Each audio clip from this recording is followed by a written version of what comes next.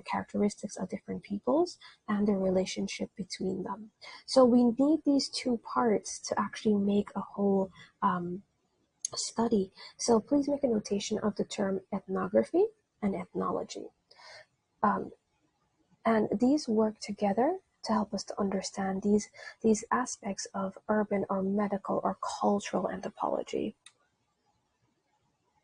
Now, culture anthropology can be defined even further as studies of all aspects of human behavior.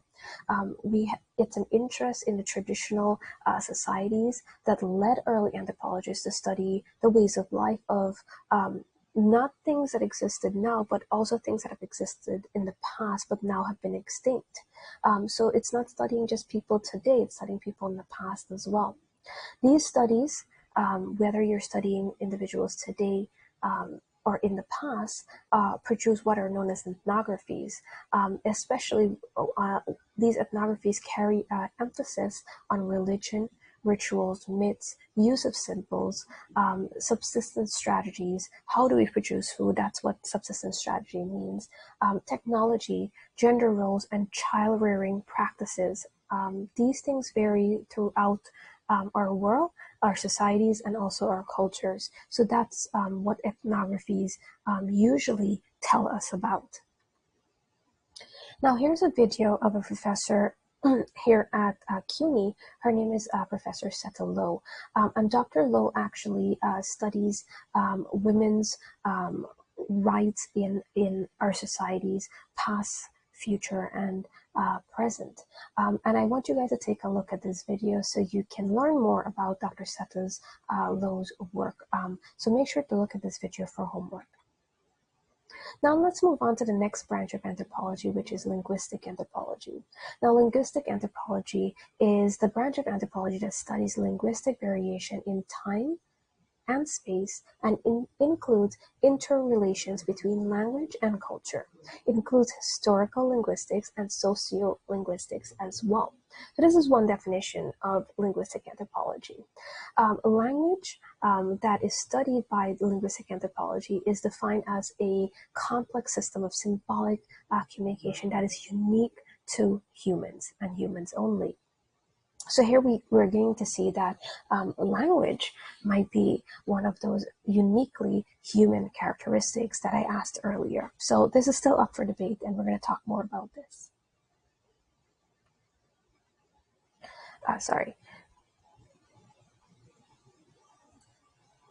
So here's a little video for you of what is deemed as the monkey calls. A lot of animals have different call systems, and the Galid monkeys are a very unusual type of primates or unusual monkeys that have very unique vocalization. One scientist, Dr. Bergman, believes that these call systems that are used by the Galid monkeys are very similar to those made by our early human ancestors. Now, he's not saying that the Galid monkeys are our human ancestors, but he's saying that the call system, if we study them today, might lead us to understand how early humans developed language. So it's very, very interesting. So we study things today to sometimes reference back or to help us understand things in the past, things that may not be around anymore. So he's saying that these early primitive noises, these sounds that these monkeys are using today, may be very similar to what our early human ancestors made once. Now, I put a link here for you on a brief article that Dr. Bergman talks more about this. And also there's a video here that you can watch. It's only 24 seconds of actually this very unique sound that these monkeys create. In this video, we look at the different ways of how linguistic variation or language variation can exist in one place. So they'll interview several individuals from this one particular place, and I don't want to give you too much information about it because I actually want you to watch it and see how we pronounce, or we have different accents as it's known for saying different words or naming the everyday things that we come into contact, like, for example, soda. what do you call a bottle of Coke? What do you call a bottle of Pepsi? So we'll see these variations, these diversity, even in language of people who are living in the same place. Why is this? Why do we have this linguistic variation?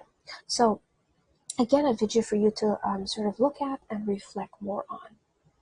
And of course, as anthropology, linguistic anthropology, it's not just about the spoken language that conveys or tells a person who you are, or tells an individual of your values, your morals, your standards, but also it's your hairstyle. It's the way you dress as well. And this is a very interesting video of how human hair is commodified, and it can send very, very strong messages.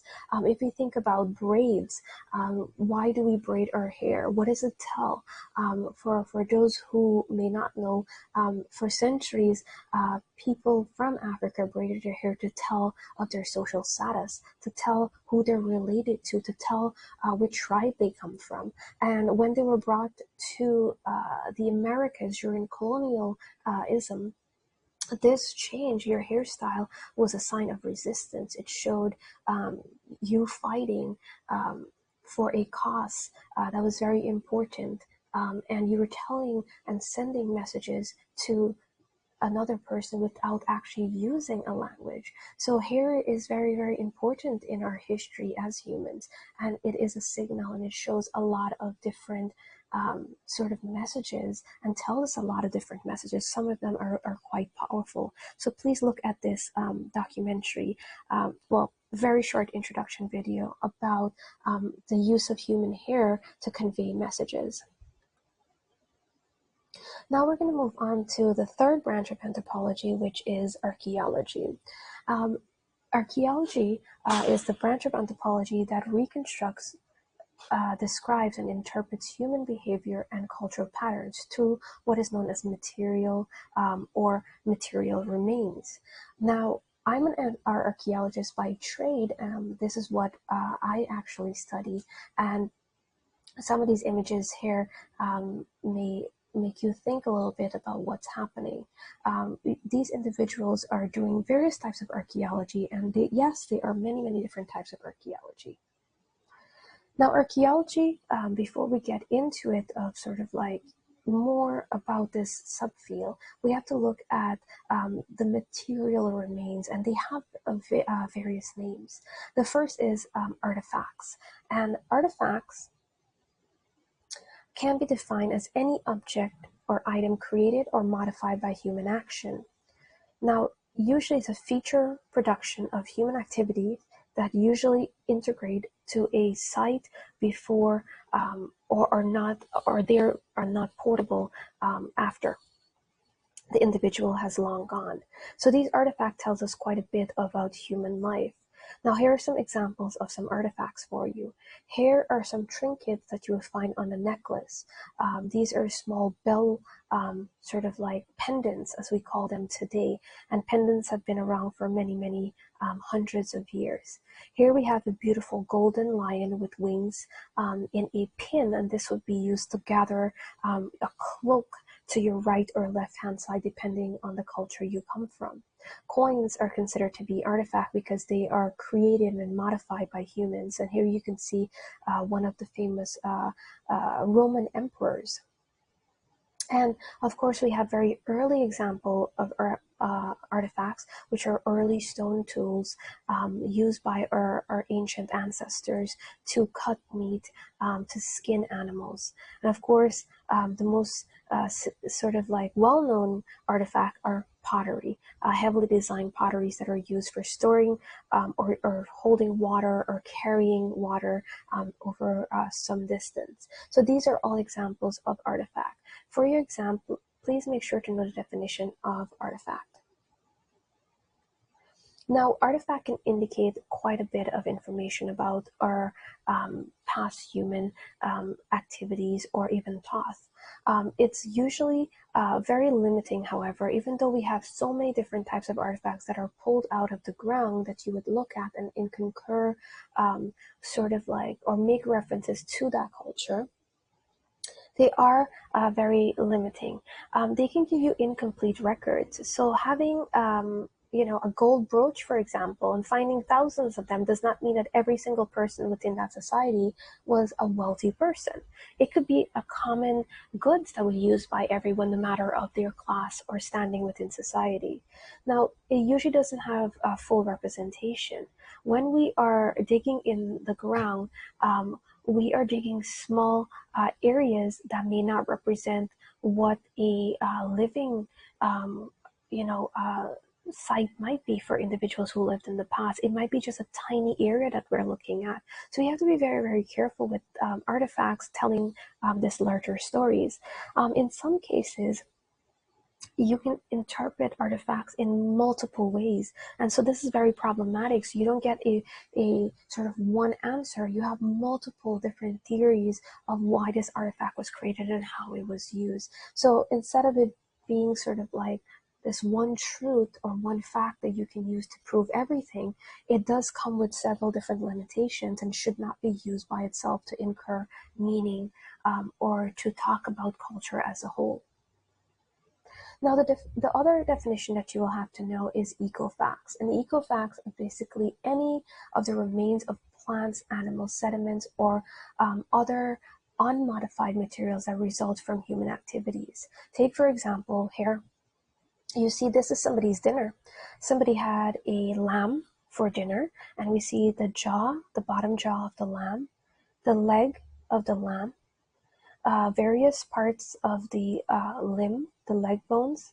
We also have the upper legs of the lamb, which is known as the forelimbs. And we have quite a bit of fragmented bones that you can see here.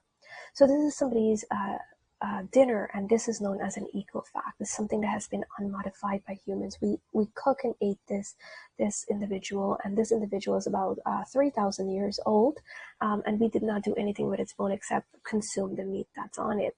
In this example on your right, you see that these are spur-like objects. These are actually ancient fossilized grains that were found in a cooking pit that early humans were using to cook different types of grains. And these are barley seeds from very, very early, agriculture period of human history. We can see these early barley grains that have been cooked on top of a fire and then later consumed, but some of them actually didn't make it into the pot. They fell out and into the fire pit and was burnt up. But here you can see these are all considered to be ecofacts. Now, we do have different types of ecofacts. It's not just animal bones or ancient grains. We have quite a bit of different types of ecofacts, and I have to warn you, some of the images might be a bit graphic. So please be aware of that. They are graphic images within this presentation. So we look towards our left, our upper left-hand corner, and we can see an early example of a axe. Here we have the blade of the axe, and it's wrapped with this organic material, almost like twine. And then we have this wooden base that holds the axe blade into place. On the top here, middle left, we have what is called wheat spigots, which are basically coming from what is known as elkhorn grains. And this was actually found in a very famous mummy known as the Iceman. And so we know that the Iceman was consuming, this early grain to actually stay alive. We also have ancient pollen. If you're anything like me and you're super allergic to pollen, they have been around for thousands and thousands of years. We even find them on ancient mummies and a lot of different archaeological sites throughout the world. So they've been around for a long time and they're not going anywhere. So these are ancient pollen grains, and they still are whole and complete. Here we have an ancient spear. A little spear. It's not that large, maybe used for fishing. And of course, we have the holder for that spear. This individual here is a early example of clothing made by early humans, using the axe and using natural materials such as reeds to create a cape to keep you warm during the colder time period. So these are all examples of ecofacts. And again, warning, They are graphic images in this, document presentation. Sorry. Here we have examples of both artifact and eco-fact. We have individuals who have been mummified, and these mummies are from Peru, and we can see the individual hairstyle that this individual has, and also these beautiful copper bronze earring that were worn by this individual. We also see the beautiful blanket, the multicolored blanket that was covering this individual when they died. In this individual here, again, a Peruvian mummy, we see early forms of tattooing, and tattoos have been around for many, many thousands of years. They're essentially part of our beginning as humans. So we see early forms of tattoos, but we see this intricate knot detail that is holding this individual's hands together and keeping their hands in a certain position. Here we have one of the most famous mummies in our world, besides King Tut, but this is Ramses the First, and he was the king of Egypt from 1292 to 1290 BC. He is the individual responsible for the Great Pyramids that we know today in Gaza, and all the beautiful, intricate art that we see as well. And you can see his mummy has been preserved quite beautifully, and this is also known as sort of an artifact. Archaeology is a very, very tough and hard discipline. It requires a lot of heavy labor and a lot of work outdoors, and you're exposed to the elements quite a bit. There are basically four archaeological processes that are involved when you are conducting any sort of studies within archaeology. First, you have to survey the area to learn what may be found once you take a shovel and start digging a hole. And the holes are not randomly dug, but they're systematically and neatly planned out and carefully excavated at a very slow pace. After your survey, you're going to excavate. Again, this is very systematically. So we use what is known as trowels to actually excavate or remove dirt from the top layers at 10 centimeter intervals. So every 10 centimeters, we stop and we look to see if we find any changes within the soil. And these changes are usually a hallmark or a telltale sign that something has changed within this culture. And then, of course, we have the post-excavation analysis, meaning everything you have removed from that excavation, when you remove it from the ground, you have to take it back to your lab. You don't throw anything away. And then you analyze this, and then you can interpret and do publications on these various analyses. So it's very, very tedious work. And we create reports instead of ethnographies, like our friends, the cultural anthropologists. I wanted you to look at this very short video of an archaeologist, Jason DeLeon, who studies migrant workers, migrant people from various parts of the world. So please make sure to take a look at this video for homework to learn more about archaeology and specifically archaeologists. Now we're going to talk about the last subfield of anthropology, which is physical anthropology. Now, within physical anthropology, we have these sub-fields, which are a lot and vary quite a bit. Now, physical anthropology can be defined as the study of human biology within the framework of evolution. We studied skeletal biology, genetics, paleontology, primatology, and these all go under this subfield of physical anthropology. Now, there are, as I mentioned, many subfields of physical anthropology. So we have paleoanthropology, primatology, forensics, and also anthropological genetics. These are all subfields of physical anthropology. Now, the definition for physical anthropology is the branch of anthropology that studies humans' biological diversity in time and space. So we study humans, and we study our early ancestors that are known as hominoid evolution, or hominoids that have evolved. We look at primatology, we study human genetics, we study human biology, specifically adaptation, growth, and development in terms of variation. So we look at these variations of biological adaptation, biological growth, and biological development. So why do we have so many different individuals in our world today with all these different skin colors? Why is that? And this, according to physical anthropologists, is a human biological adaptation to the environment that they're living in. If you live in a very hot environment, a very humid environment, you don't need fair skin. You actually need a darker skin complexion in order to not absorb so much of the sun's rays. But if you are living in an environment that is extremely cold and farthest away from the sun rays, your skin color changes over many generations. It takes a very long time for this adaptation to occur, but it does occur, and you end up with what is known as a fair skin as an adaptation to that very cold, lack of sun environment. Now, the reason why the skin is more lighter in complexion is because the lighter your skin is, the more sun rays you can absorb into your body because of your lighter complexion. So these are all sort of like the areas that physical anthropologists study. Now here's an example of a family tree, and this is our human family tree, and we're going to talk about this more, but this was a result of in-depth studies by physical anthropologists that have come up with this family tree, and they look at our early ancestors, the ones that evolved from Africa and spread throughout the world. They look at those early ancestors and they're able to make these connections with individuals who are alive today, like bonobos, like chimpanzees. We are cousins and we are related, but we're not the same sort of like individual.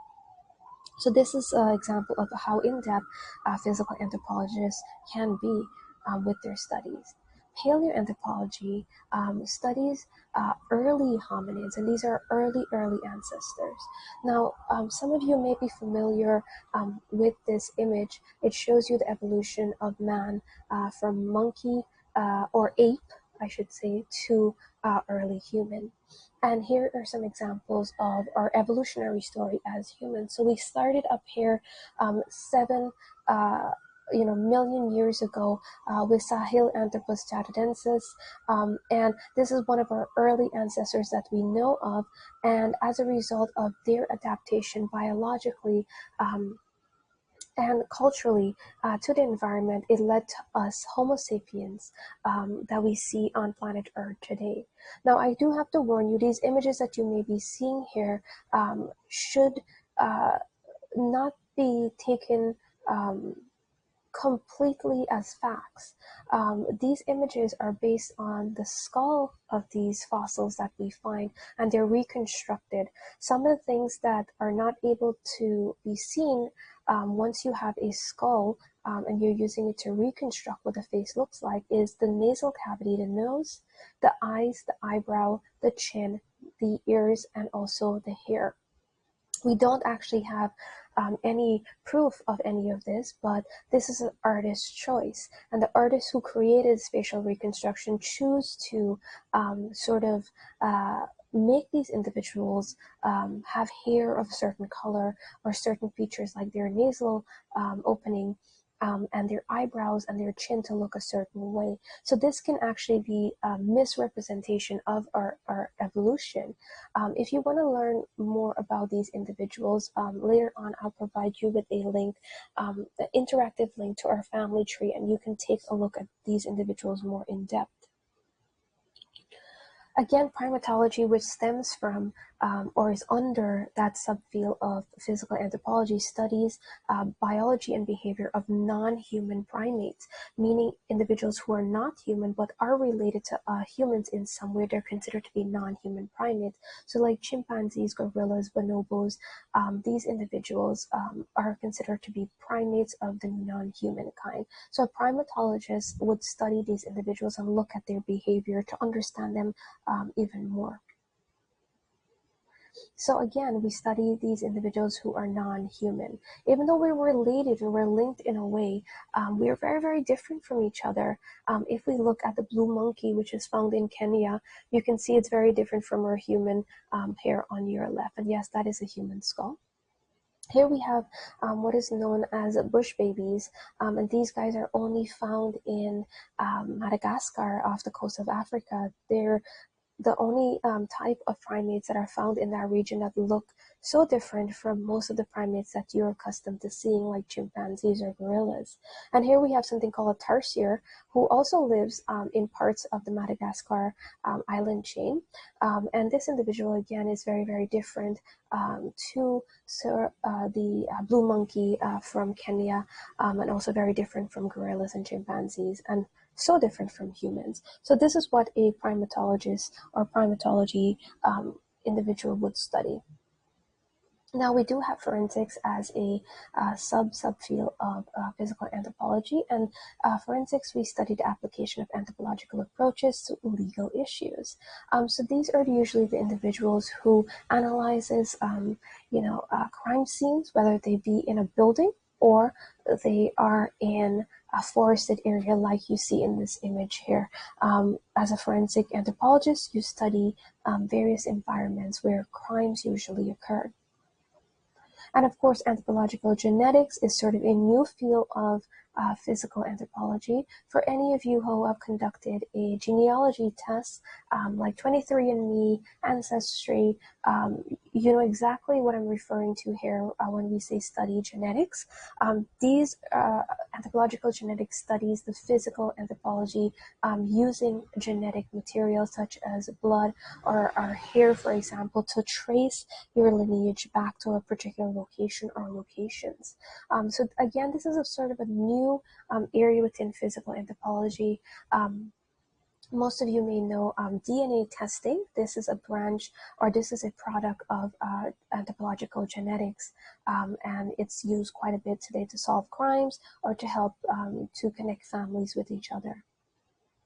Now, I want to end our presentation today with a link to the AAAs. And the AAA is basically the American Anthropological Association.